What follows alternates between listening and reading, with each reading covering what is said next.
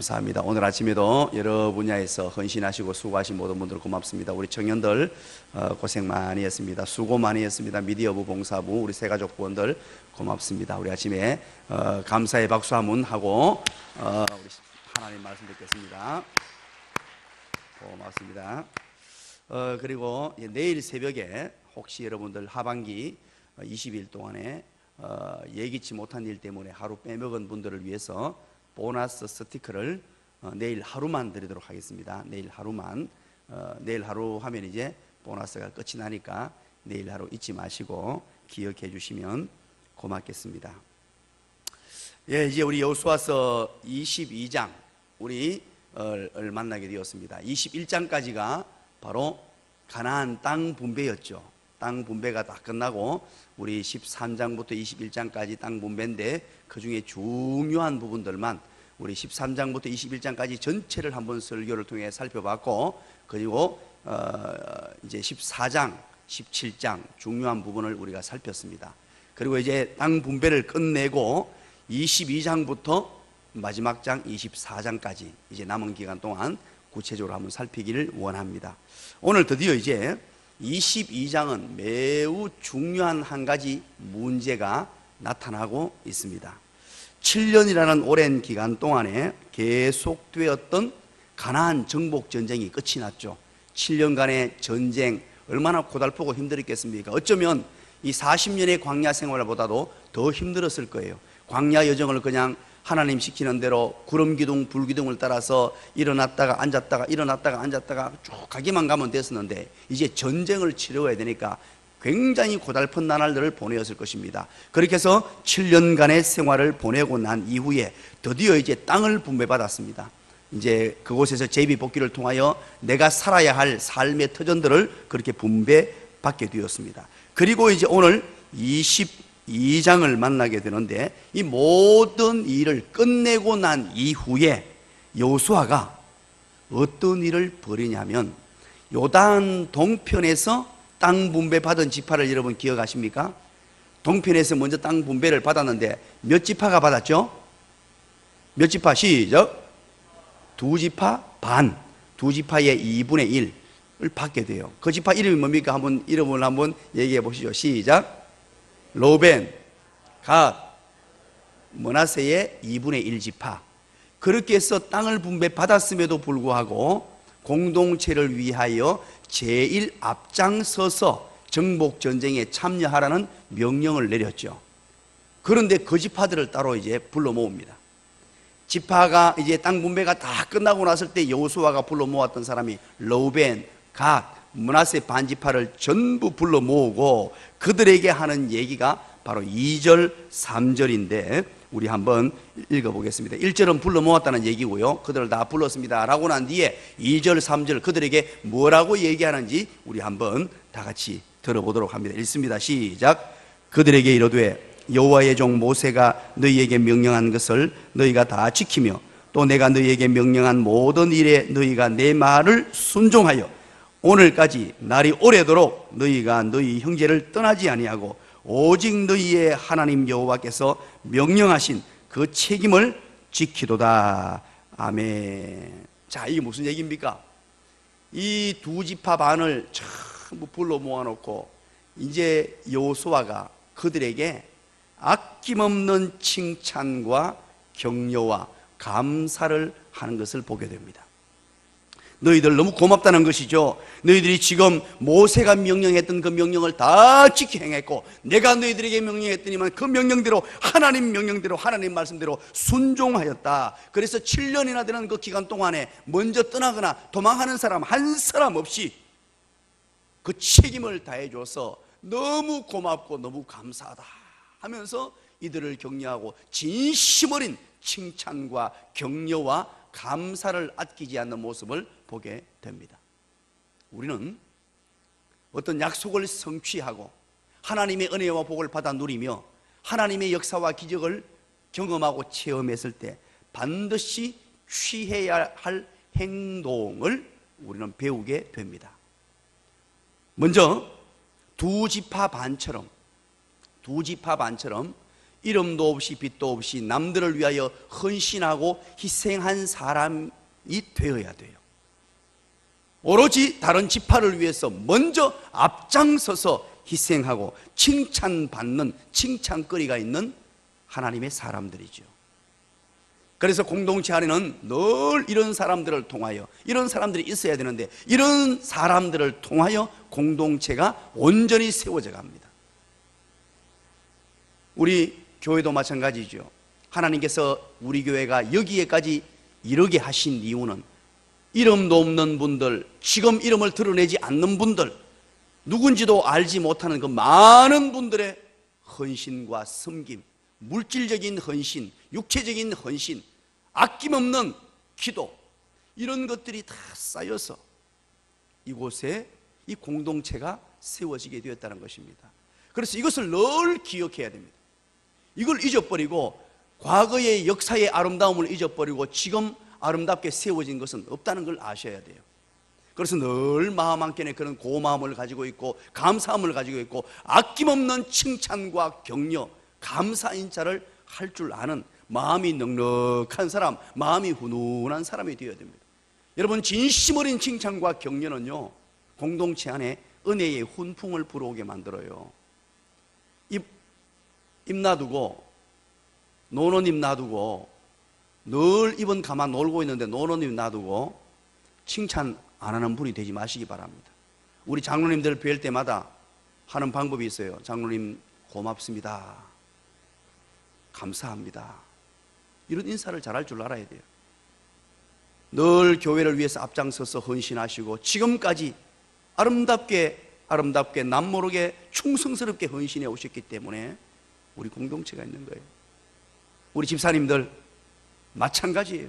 우리 권사님들 마찬가지입니다. 그 외에도 수많은 헌신자들 기억할 수 있어야 됩니다.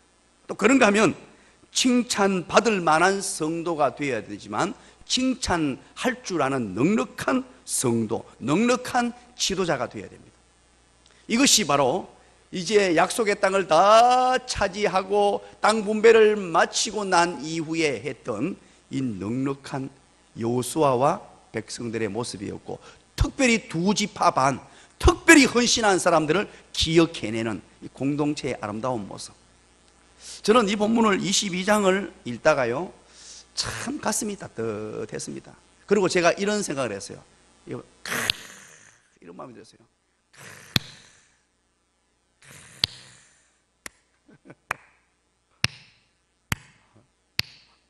바로 내 스타일이야. 이게 공동체지. 이게 공동체지.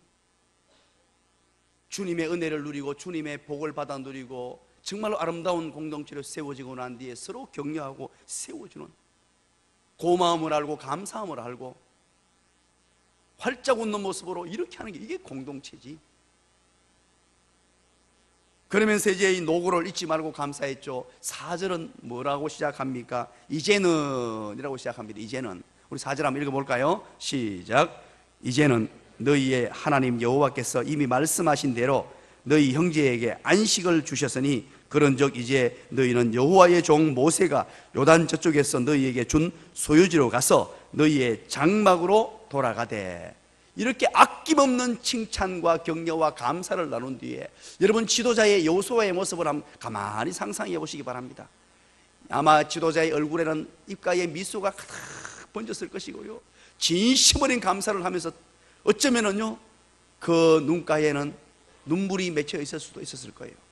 정말로 고마움으로 하나님 말씀과 지도자의 말씀에 순종해서 이제 이 과업을 성취하고 약속의 땅을 누리고 땅을 다 분배받아서 이제 각자 자기 터전의 삶을 살게 됐을 때 이 지도자의 가슴이 훈훈했을 때 이제 여러분들 고맙습니다. 여러분 두 지파 반 때문에 이 일이 가능했습니다. 이제 동쪽으로 돌아가셔도 됩니다. 여러분, 이제 여러분들 처자가 있는 곳으로 돌아가서 이제 행복한 삶을 살아도 됩니다.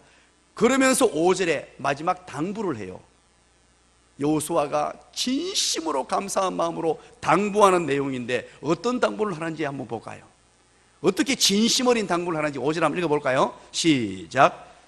오직 여호와의 종 모세가 너희에게 명령한 명령과 율법을 반드시 행하여 너희 하나님 여호와를 사랑하고 그의 모든 길로 행하며 그의 계명을 지켜 그에게 친근히 하고 너희의 마음을 다하며 성품을 다하여 그를 섬길지니라 하고. 아멘. 이게 무슨 말입니까? 요즘 말로 한번 바꿔봅니다. 우리 다 같이 한번 얘기해 봅니다. 신앙생활 잘 하십시오.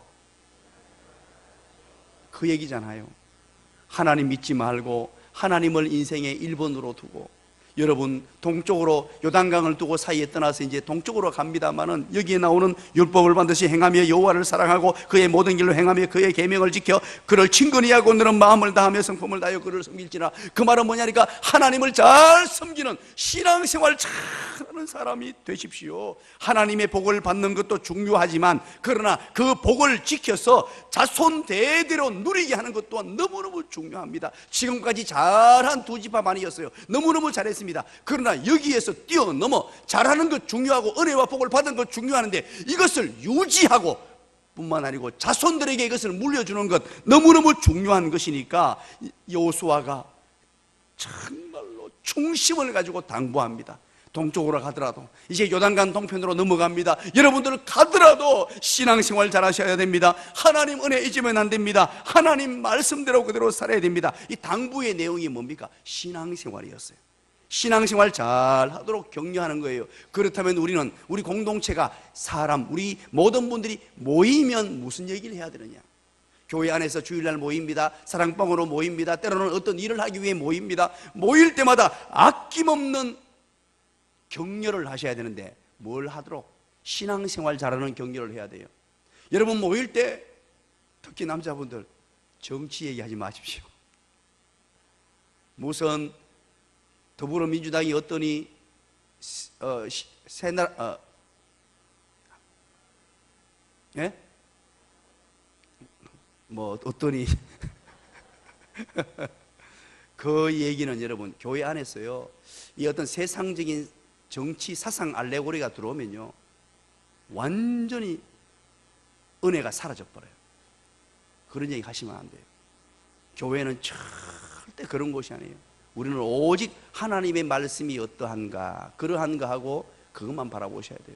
그리고 모여서 나도 모르게 비비원불하시면요 악한 사단이 역사합니다. 모이면은 서로 격려하고 독려하는데 신앙생활 잘 하도록 세워주셔야 돼요. 오늘 여호수아가 두 지파 반에게 얘기했듯이 우리 하나님 잘 믿읍시다. 예수 잘 믿읍시다. 우리 권사님의 가정 믿음의 민문 가문 되기를 원합니다. 집사님의 가정이 그런 가정 되기를 원합니다. 이런 독려와 격려 그리고 앞서간 신앙의 선진들의 신앙생활 잘한 것들을 얘기하면서 우리 교회 자랑할 만한 분들 끄집어내면서 바로 그 가정 한번 보이소. 그 가정대로 그 가정처럼 우리 삽시다. 늘 그런 얘기가 오가야 돼요. 모이면은 성도 자랑하고 흩어지면 전도하셔야 돼요.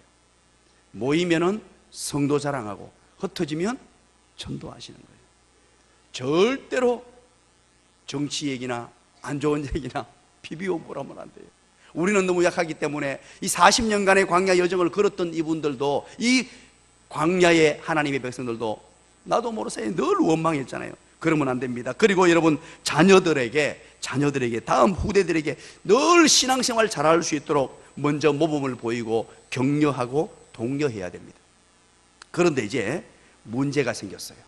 이렇게 훈훈한 분위기로 끝나면 얼마나 좋겠습니까? 문제가 터졌습니다.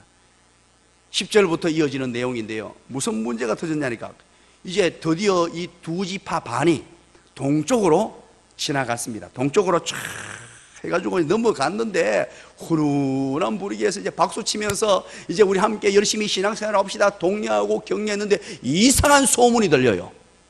이상한 소문이 들리는데 그게 요단강 언덕에서도 봐서 요단강 언덕에서 동쪽으로 저기 봐도 충분히 보일 만한 그 위치에다가 제단을 크게 쌓았어요. 제단을 쌓아가지고 동쪽에 있는 두 지파 반이 거기에서 자기들끼리 제단 쌓아가 자기들끼리 예배하는 이런 일이 발생했단 말이에요. 그러니까 요단 서편에 있던 사람들이 난리가 났어요. 아니 저게 뭐 하는 짓이냐, 저게 무슨 짓이냐. 어떻게 저 사람들이 우리를 배반하고 여호와 하나님을 배신할 수 있느냐? 그리고 난리가 나서 당장 싸우러 가자. 실로에 모여가지고요, 전쟁을 불사하겠다고 난리가 났습니다. 당장 저들을 무찌릅시다. 이거 큰일 났습니다. 어떻게 저럴 수 있냐고 난리가 났어요. 여러분, 이 요단 서편에 있는 사람들이 지금까지 전쟁을 해왔기 때문에 또 전쟁하고 싶어가지고 이러는 겁니까? 너무 호전적인 사람들이라서 막 그냥 싸움닭이 돼가지고 막 싸우려고 하는 겁니까? 여러분, 아니에요. 여기에 중요한 의미가 있습니다. 왜 그랬을까요? 중요한 이유. 첫 번째, 의를 위해서 그랬습니다. 의를 위해서, 공의를 위해서. 신명기에 보면요, 신명기 12장 13절에 보면 약속의 땅에 들어가거들랑, 하나님이 계획해 오신 약속의 땅 가나안 땅에 들어가거들랑 하나님의 제단을 한 곳에만 두라 그럽니다. 한 곳에만 두고 그 제단을 중심으로 신앙생활을 해라. 이게 하나님의 명령이었어요. 제단을 이곳저곳에 막 세워가지고 하지 말고 하나님의 명령으로 한 곳에만 세워서 그 제단을 중심으로 온 이스라엘 공동체가 돌돌 뭉쳐서 예배 공동체를 만들고 그렇게 신앙생활을 해라 그랬단 말이에요. 그래서 이 하나님의 제단을 어디에 뒀느냐? 실로에 뒀습니다. 실로에, 그때 당시는 성전이 없었기 때문에 성막을 세워서 이스라엘의 중심, 이스라엘의 핵심, 이스라엘 백성들의 마음을 하나로 모으고 하나님을 섬기는 중심으로 삼았단 말이에요. 그런데 뜬금없이 이 두 지파반이 동쪽으로 갔는데 동쪽 잘 보이는 길앗이라는 곳에다가 제단을 막 크게 쌓아버리니까 이것은 하나님의 말씀을 어기는 것이었고 바로 하나님을 배역하는 것이었으며 동족 나머지 10지파 반을 배신하는 행위가 되었습니다. 그래서 이것 그냥 둬서는 안 된다는 것입니다. 어떻게 이렇게 할 수 있느냐? 우리를 배신하고 여호와 하나님을 배신할 수 있느냐? 이제 좋은 저기 쌓은 제단을 허물어버리고 저들을 징계해야 된다고 그냥 백성들이 들고 일어나기 시작했습니다. 오늘 이 본문을 보면서 우리는 의분이라는 것을 한번 생각해 봐야 됩니다. 일반적인 분노가 아니고 의로운 분노입니다. 이건 성경에서 무엇이라고 말씀하시느냐?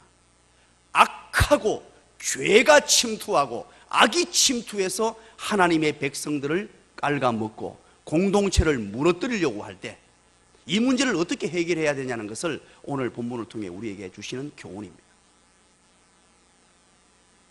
이스라엘 백성들은 하나님의 말씀을 어기고 배교 행위를 저지르는 모습을 결코 좌시하지 않겠다는 단호한 결의와 의지를 지금 보여주고 있는 것입니다.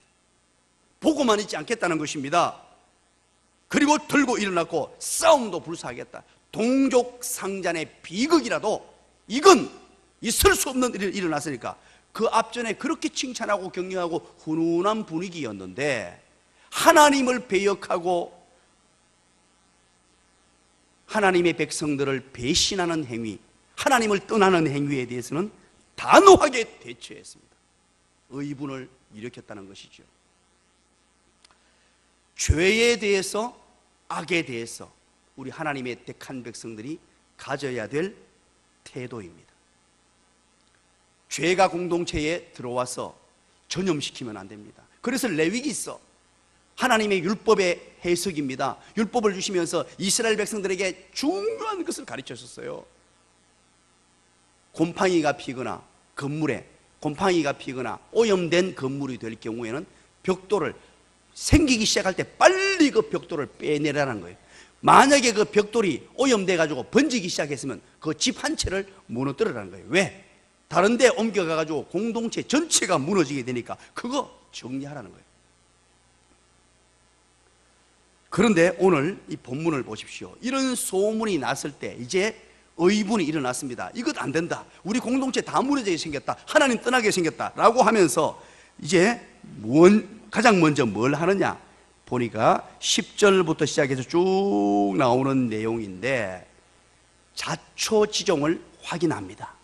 이 소문을 듣고 소문에 흔들리는 것이 아니라 소문의 진위를 파악합니다.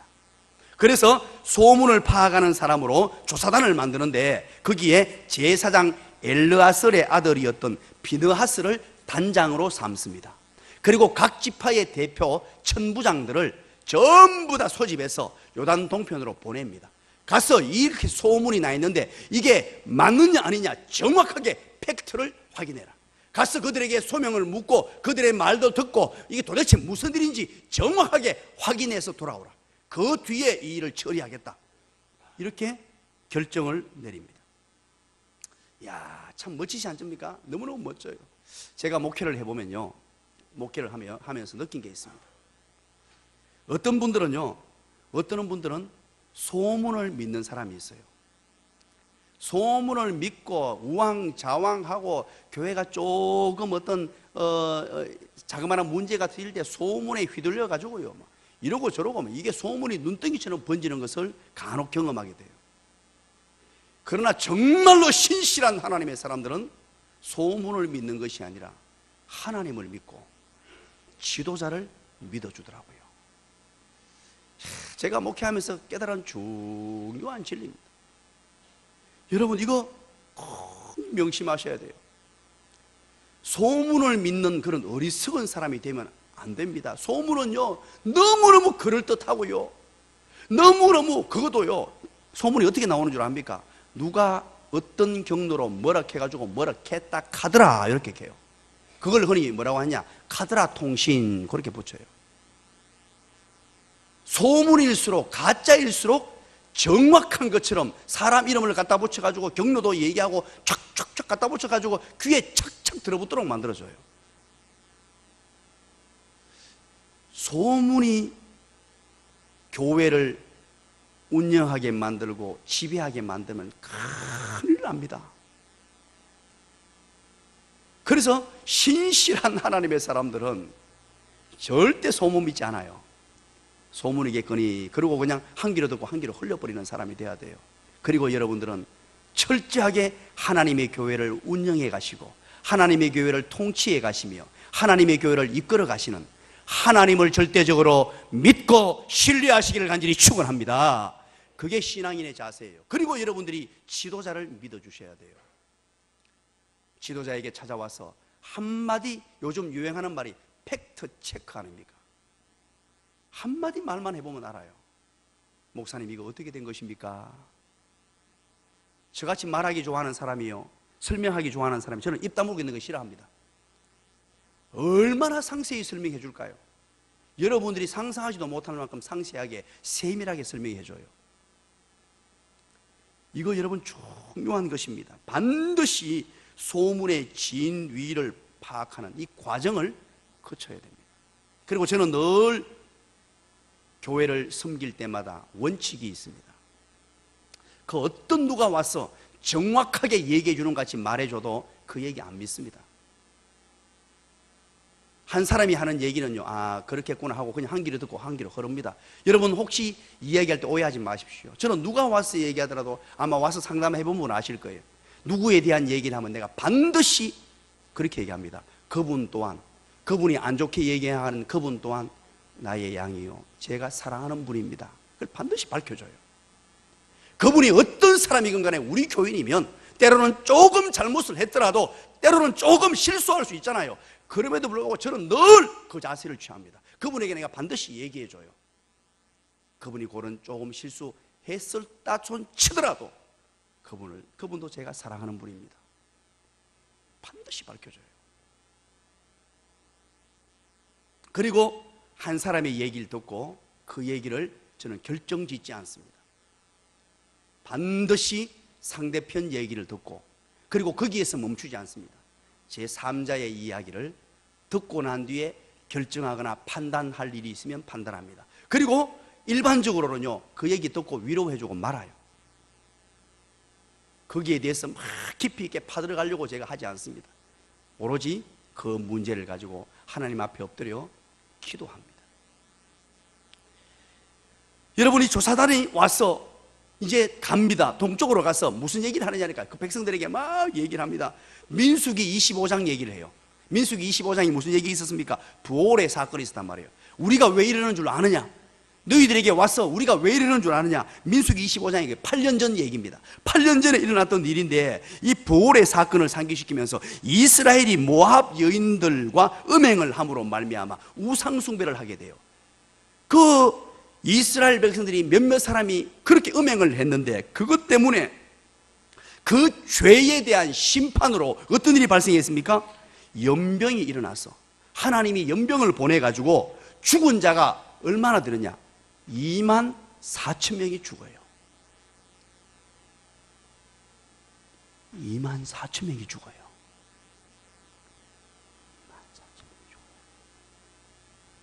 기가 막히지 않습니까?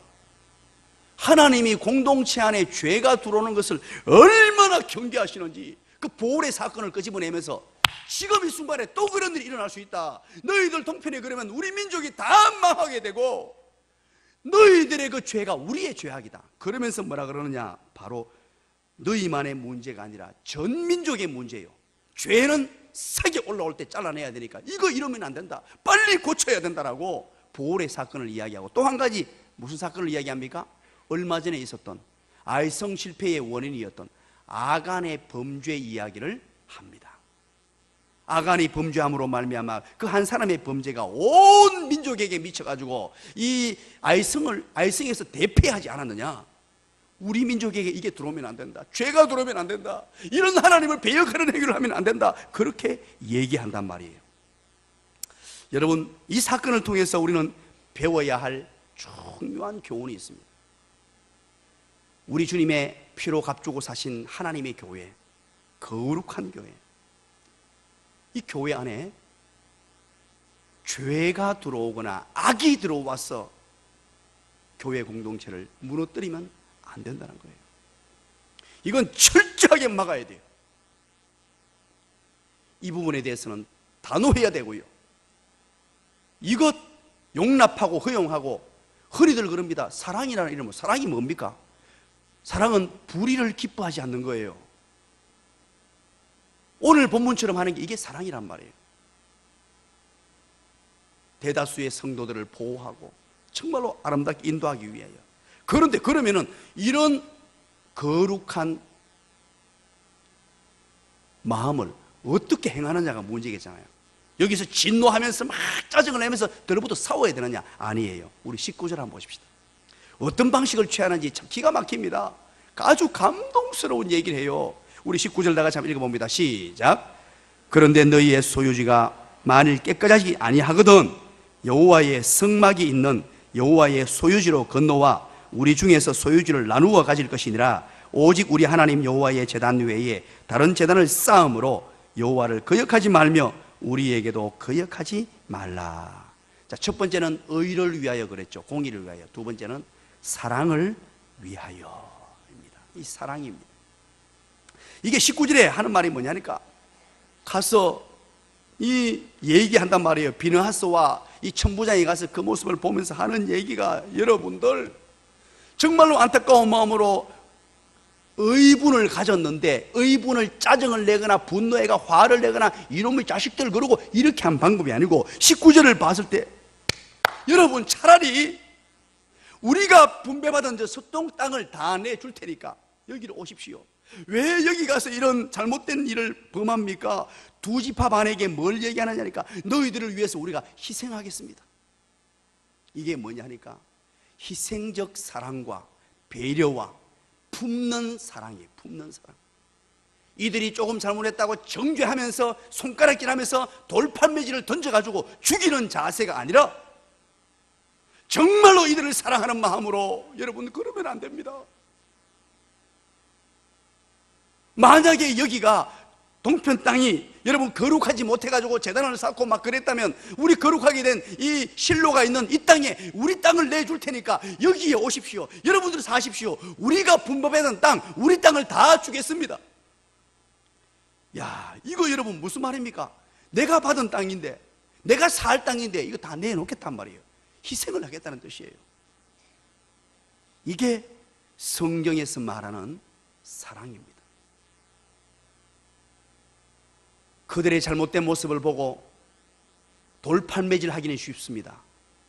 그러면서 화를 내면서 구중하면서 너희들 때문에 우리 다 죽게 생겼다 하면서 막 짜증을 부릴 수는 있습니다. 그러나 오늘 비느하스와 10명의 동족 대표들은 그 방법을 택하지 않고 자기 희생적 결단으로 진심으로 그들을 사랑하고 공동체를 사랑하는 방법을 선택했는데 그것이 바로 사랑으로였습니다. 그렇습니다. 우리는 때로는 수많은 사람들이 잘못을 범할 수 있어요. 연약한 인간이기 때문에 몰라서 그럴 수도 있고 알면서도 연약해서 쓰러질 수 있습니다. 그러나 중요한 것이 있어요. 그것을 어떻게 대처하고 회복시켜 나가느냐. 이것은 이렇게 표현하는 거예요. 두 가지입니다. 이제 두 가지 얘기했죠. 공의와 사랑입니다. 의로운 의분을 가슴에 가져야 돼요. 죄가 들어오지 못하도록 하는 의분이 있어야 돼요. 그런데 그 의분을 가지고 죄를 범하거나 악이 주어졌을 때 어떤 방법을 취하느냐? 사랑으로 악을 이기는 거예요. 무조건 정교해서 돌팔매질 해가지고 율법을 들이대가지고 칼로 난도질하는 것이 아니라 희생적 결단과 그들을 품는 결단을 통하여 만들어가는 자기 희생적 결연한 의지가 필요하다는 거예요. 이 자세가 공동체 안에 흘러야 되는데 이게 가장 멋지게 드러난 곳이 어디냐? 바로 십자가입니다. 예수 그리스도의 십자가가 어떤 사건입니까? 하나님의 의가, 하나님의 공의가 이루어졌어요. 왜? 심판은 죄에 대해서는 반드시 심판하시는데 그 심판이 뭡니까? 예수님의 죽음이었어요. 십자가에서 백성들의 죄 때문에 죄의 대가는 반드시 있어요. 악에 대한 심판은 반드시 있습니다. 그래서 예수님 자신이 자기 희생적 결단으로 자기 생명을 내어놓으신 거예요. 하나님 되신 그분이 이 땅에 오셔서 내 생명으로 그 죄를 감당하신 거예요. 그게 의로 나타났어요. 의인데 자기가 십자가에 못 박혀 죽으시는 것이었어요. 공의. 그리고 한편에 공의와 사랑으로 인류를 구원해 내신 것입니다. 이것이 오늘날 교회 안에서도 이것이 흘러야 돼요. 악이나 죄가 침투하지 못하는 공의가 흐르도록 만들어야 되고, 그리고 혹시나 죄가 들어오거나 오염될 현상이 보일 때는 사랑의 마음을 가지고 자기 희생적 결단, 예수 그리스도께서 자기 목숨을 내어놓았듯이 오늘 10지파 반이 자기 땅을 다 주겠다고, 너희들 위해서 내가 다 희생하겠다고 이런 자세로 갔을 때, 여러분 오늘 읽지는 않았습니다만 그 뒷부분에 어떤 내용들이 나옵니까? 쭉 21절부터 나오는 내용이 뭔 줄 아십니까? 그들이 대답합니다. 10지파가 대답을 해요. 2지파 반이 대답을 합니다.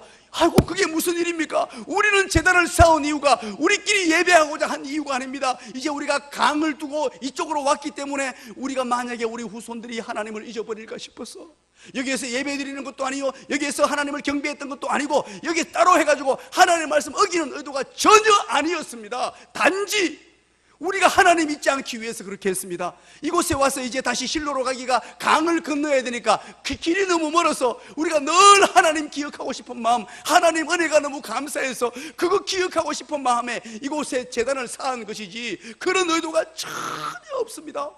그런 해명을 합니다.